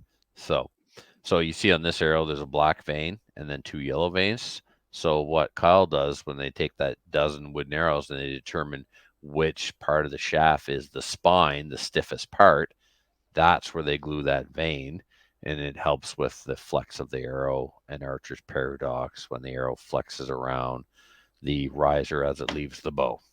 Did I miss anything, Kyle? No, that sounds dead on. Sounds like you've taught this once or twice before. Maybe a couple times. I've done a thing. Another thing. Yeah. Any other things to think about when you're bow hunting? Big game, I guess. Well, you're going to get busted if you don't work the wind. If you don't, you have to take good care of your hunting clothing. You've got to make sure that you're using scent guard stuff, that you're washing in the scent-free soap stuff. You're keeping your hunting clothing in a scent-free bag, so you know, all that stuff. You cannot be fanatical enough about not getting winded, because they're coming to you, and if they smell you, they ain't coming. Now, the exception to this is, I can't speak for all other regions of Canada, but spring black bear in New Brunswick, they don't care that they smell you. They don't care that they see you. They're going to eat you. They don't care. They're a bear. You're not. I mean, you can spook them away super easy. Don't get me wrong. I don't think anyone's ever been killed by a black bear in New Brunswick bow hunting. But like when I start setting up my baits and stuff, I wear the same t-shirt all the time. I want to sweat in it, and then I actually throw it up in the tree stand so that they recognize my smell and it doesn't bother them, right? Habituate them to it. Exactly. Deer, not so much. Deer, not so much. So interesting. Yeah. Yeah. People will set their tree stand up so that the wind is in their face. The deer is coming in from the north. They sit so that the wind is blowing from the north and it's blowing their scent away from the deer trail. Like, they take that stuff super, super seriously. Yeah, when you can. Sometimes the deer show up from the angle you didn't think they would show up from, and you just got to deal with it. That's when you got to make sure that you are scent free. Yeah. So. Cool. All right. That's all I got. Why don't we get on to listener feedback? On Facebook, we've kind of been getting into it. Norse Warrior was saying they got those G5s as well. They got a 29-inch pull bow at 50 pounds. White Raven Archery. Random Day was saying this is all why we invented rifles. Oh, he's not wrong. No. Yeah. I think we got... Oh, Will Saunders was just approved as a PAL and RPAL instructor. Haven't given the course yet. Needs more people in Ontario doing the courses. Trevor, you're a gamer. Next time you'll tell us you're a range lawyer on the IPSC field. Have you range lawyered? Have I range lawyered? I've range lawyered plenty. Absolutely. All right, why don't we get into the emails? I'll take this first one. Hey, Chuckle Nuts. Anyone know if there's a short reach trigger for the redback? I'm Ron Burgundy. I feel like we have a redback expert on the show tonight. Trevor, could you answer this email, maybe? I cannot. This email is from me. I did post. Come on. So I saw it. I don't know if it's quite what you're looking for. You probably already actually found it, Trevor. But man, I had a chance to look for one thing since I sent this email, and it was like somebody converted a shadow trigger. Okay. So I found a trigger from the Ipswich store. And it's a whole new shoe and spring and everything. For the Phoenix. Yes. Ooh, buddy. And look it's at got the that. after travel screw, allows for shorter press and reset. And €100 though. It was the shape of the ultimate trigger was developed with the help of biomechanical engineers and physicians for the best possible ergonomics, performance, and perfect functioning of your trigger with the Phoenix platform. So, I mean, I used to complain about having short little hobbit thumbs, right? Which would make certain controls a challenge to reach on guns like mag releases and stuff. It's like on this gun, for example, watch what I've got to do with my grip to get to the mag release. Every time. Yeah. It kind of slows things down a little bit. Yep. With my 1911s and 2011s, I was able to put extended magazine releases on there, and it wasn't so dramatic. It happens automatically in the blink of an eye when I change a mag. I've never fumbled a mag change that I can remember, so getting it done. But the length of pull, man, like I just barely get my finger around it, and you know, a double action trigger pull can be a little sketchy anyway for your first shot. When your finger's not in the ideal location for a proper trigger press, it just makes everything so much worse. Pulling it to the side instead of pulling you got it. Back. So if your support hand is not 100% perfect, you can yank that first shot. So if I've got a more appropriate reach of pull, and my first shot isn't quite, I can just hammer it, right? Then I'll continue to get 117 alphas, but maybe I'll shave some time off. Don't get me wrong. I'm like my stage plans and being fat and old is what messed up my time more than, you know, that double action. But anyway, I know that the gun could be better, and so it's in my head. Yeah. Yeah. So interesting. Well, yeah, if you want to pop that link in somewhere, Kyle, that'd be amazing. I will pull the trigger on that. What you did there, I see it. Yeah. Awesome. €100, so that's like 240 Canadian. Just gold bullion. I think Kyle, you're the man. Thank you, dude. Yeah, no problem. That's exciting. Kyle, did you want to take this next one? Sure. Good evening. I've been trying to find out how to get a Project Maple Seed event hosted at my local gun range. I'm on the events committee for the club and have been tasked with getting the information required so we can organize a Project Maple Seed event for our club.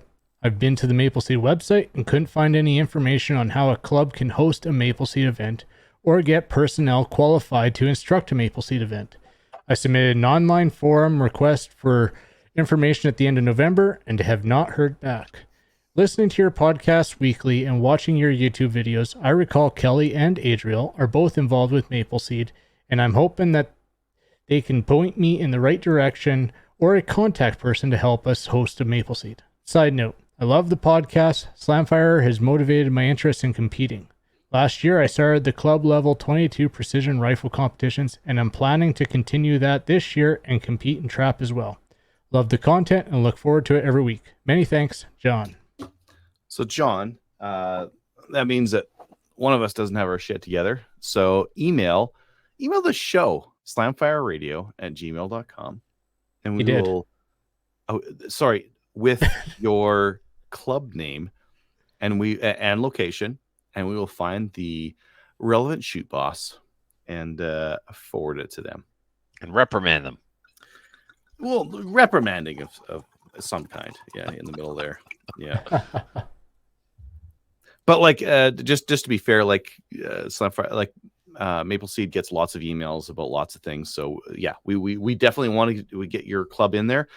The long and short about why we don't have any information on hosting is that, an appropriate bay. We have a hosting agreement sheet that has like all the information you need on it. And that's just what we need to send over. So we can make it easy.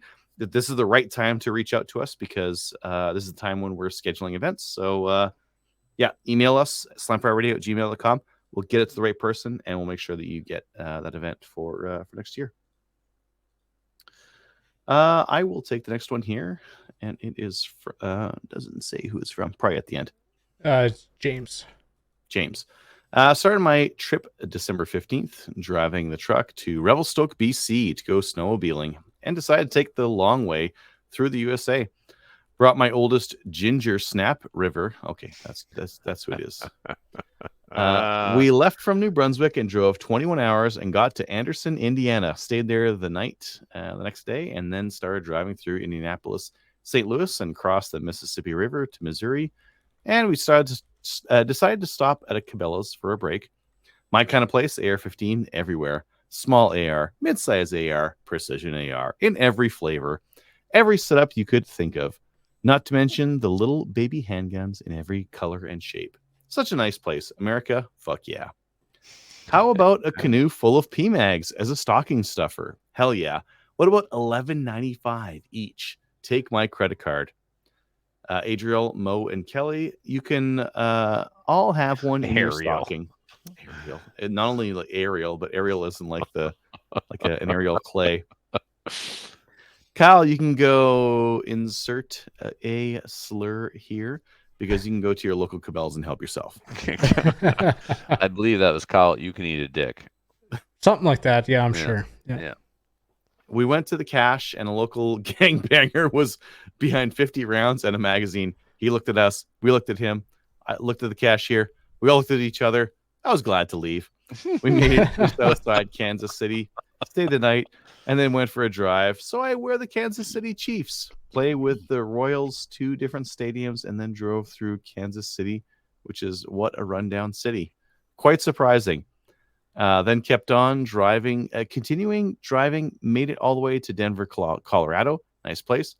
I was looking for some snow, but there was none. Drove to Marriott in Denver for the night. Next morning, went to a couple tack shops, gears in this part of town. I think there's some French, English like mixing in here. Yep. In this part, there was a lot of Mexicans. We drove up and went through Vail, Colorado, an overpriced price. Moab in Utah, very nice. Continue on. I might skip a little bit of this. As I looked in the office, she has a friend, and her friends look homeless, and they're doing drugs. Cocaine, it's a very powerful drug. Oh, well, God bless your heart thinking that they're on cocaine. That's a rich man's drug. They're on fentanyl. Right. That's right. Maybe they're on trank. Maybe they're on trank, but otherwise fentanyl. She gave us a room and we spent the night. The next day I was figuring we traveled some snow. Went to Revelstoke. Well, okay, finally got to Canada. Went to Revelstoke and snowmobiled on Frisbee Ridge. This year was unbelievable. Where there was no snow, we had a base about maybe 5 feet, and Revelstoke was the lowest I've ever seen it. But this is Gun Podcast, not Snow Mobile Podcast. Yeah, we have no snow in Alberta right now. It's crazy. Some adventures on the way.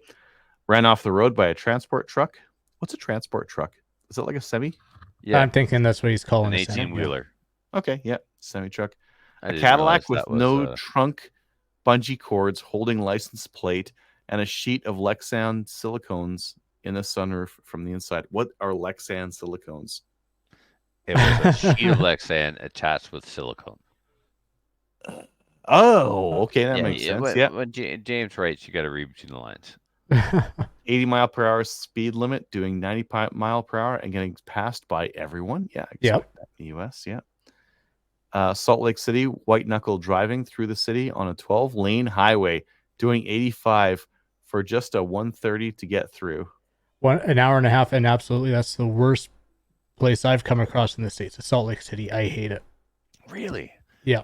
You stay on I-15 all the way through. It's going to take you an hour and a half, doing 85, and it is white knuckle. Everybody, doesn't matter the time of day. Really? Yep. I stayed in Salt Lake. I was near Salt Lake. That's where I did the Mag 40. I thought so. I don't remember anything insane like that. Anyway, okay. Kalispell, Montana, avoiding suicidal deer and elk just out of town. Kind of reminds me of Whitecourt. They got suicidal deer outside of there. Chick-fil-A and James B. Oh, from James B. Kyle, you want to take the next one? Or Trevor? Sure. Do you have the show notes up? I do, yep. Good evening, wanna read Slamfire that one? crew. Since Kyle was talking about engine oil as gun oil, I thought it would be interesting to share the oil I use. Maybe it will be a show topic for another day. I'm running 10W30 synthetic in all my guns, as they are leftovers from my vehicle's oil change. They run quite well, but I am not sure if there is excessive carboning since I'm only racking up high round count in the two blowback PCCs. They run pretty dirty with any oil. I don't know I don't know about the other viewers, but I'm interested to know what camera Kyle's got. So Kyle, you talked about your new camera at the beginning, yeah? Yep. Okay. One tip I can offer for indoor photography / videography is don't be afraid to crack up the crank. No, it says crack. It says Crack. crack. Yeah. It says crack. Crack up the ISO. Get the shot first, then worry about the quality of the shot. Congrats to Adriel for becoming a PAL instructor, and I have some thoughts on that. On the paperwork side, when I took my PAL, the instructor wrote the info down on a whiteboard and had us students fill in the majority of the course report, including the section B and all the dates. I believe that can help the overall workflow. When I did my RPAL with Dave, he only asked us to fill in section A about the students. A business suggestion. I would also love to see if an alliance is formed between you and Dave. I have a name for it too, the Wild Rose Firearms Education Alliance, to provide excellent and passion-driven PAL courses for people across the Wild Rose country. I think it can increase traffic to both of you and and help people who live in Calgary, but it goes to school in Edmonton, for example. Last but not least, I found Adriel's favorite hinge action. Some This bullshit was term there. Fucking hinge this action. Who calls it a hinge action? right break action. This was sniped from the Alberta Hunter course in AHEIA. Ahia. Yeah. AHEIA. All right. Add that to your Tony's 2024 extended goal as well. Go hunt. Best regards, Tony of Calgary, Alberta. So we're still not editing emails before we put them in, eh? Just No, throw them in verbatim. there. Just read them. Just read them as they're written. Okay. Sometimes it's me. Sometimes it's them. We'll never know. Unless you say the listeners assume it was them. Yeah. Right. Okay. That's the key. Always Yep. blame the person who wrote the email. Never say it's your fault. Mm. Oh, that's weird. It's written weird. That's why I mispronounced that word. Yeah. Some people have been listening to me yammer on since Canadian Reload Radio. Trust me. They know it's me. A lot. We did a recent survey, and yeah, a lot of people have been listening for that long. Nice. Yeah. This next one. How is it that Trevor is so grumpy and yet so dreamy? Signed, Trevor. Actually, random Dave. I don't know, Dave. Two things I've never heard tonight. Someone said they missed me, and someone called me dreamy. I got nothing in either situation here. I can't. Dreamy. I miss you, Dave. Kyle, you want to take the YouTube comments? Sure. We got none. Oh, well, that's easy then. Yeah. Put on Facebook, we got those done. Discord, we got. I've been in there and talking with people. What people bought from our Cabela's link in December. Now, this might be from Hunting Gear Guy, it might be from Slamfire. They use the same link, and the new thing doesn't differentiate, so they're just all going to be lumped in together. A Range Max tactical gun combo and a GSG 16 semi-auto rifle. Oh, that was you? I don't actually know who that is, but yeah, I have some strong suspicions. Barnes match burner bullets, redhead plaid flannel pants, and Lyman turbo cleaning medium. Also, I don't know who might have bought that, but one of our listeners probably. And then the next person bought a whole bunch of stuff: a Real Avid smart mat, Cabela's utility bag, Life straw, cap, Range Max 3-gun case, Outdoor Edge eating utensil. I don't know what that is. Is that chopsticks? Is that a fork? Is it a spork? I'm curious. A heated seat, Walker Razors emuffs. They were down to $45 at one point. Really? that's a damn good price. Usually like 50. That's Okay, like I was gonna say that's like half off, man. Gerber guide and saw combo. That was all one order, I think, if my math is correct. Next person, Rio Slugs 3-gun case, Master Lock Key Lock 3-pack. That is the wrong purchase. You should have purchased the combo locks, the combo trigger locks off Amazon, not the key to like. Because if you get to the range, you're like, oh, my key is on my other keychain. I brought the wife's car out. Well, you're screwed. Now you got to chop them or get in there with a screwdriver and mess up your trigger guard or whatever. Whereas the combo locks work everywhere. And the last person was a Blackout Hunter Carbon Arrows 12-pack. This is a gun show. We don't appreciate your purchase on our gun show. Those aren't bad arrows, man. Yeah. 12-pack too. That'll last a while. Oh, well, you always got to buy them by the dozen. Yeah. I've got the dozen I bought 10 years ago, maybe more. That PAL course, I looked. I was adding my paperwork to one of my office boxes, kind of thing, and I had all my gun stuff in one spot. My card from when I originally took my PAL course, 2003, January 13th, which is 20 years to the day when I taught my first course, which was not on purpose. Kind of interesting, anyways. Very funny. We have an affiliate link on the side of our website that links to Cabela's and Brownells. If you use that to purchase stuff, we'll talk about your purchases once per month, and we get a kickback from it as well, which can be good or can be small. It depends. Thanks to our supporters on Patreon and Player. If you'd like to support us, head on over to there. Otherwise, email. Are we on OnlyFans yet? I was, and I got kicked off. For what?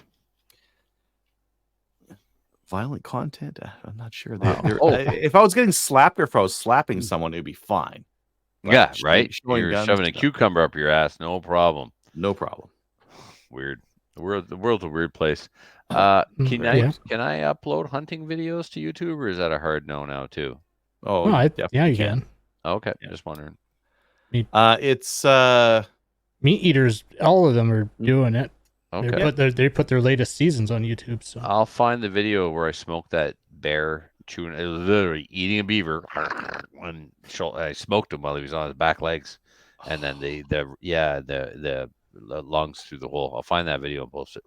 Very good, very good. Love it. Shout outs, recommendations, Trevor?